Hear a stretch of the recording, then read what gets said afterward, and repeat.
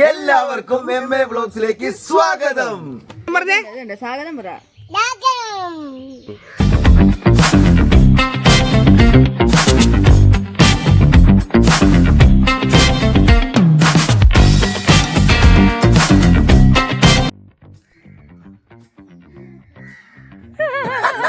ഞാനത് ആലോചിക്കണേ, തുടക്കം കിട്ടണം.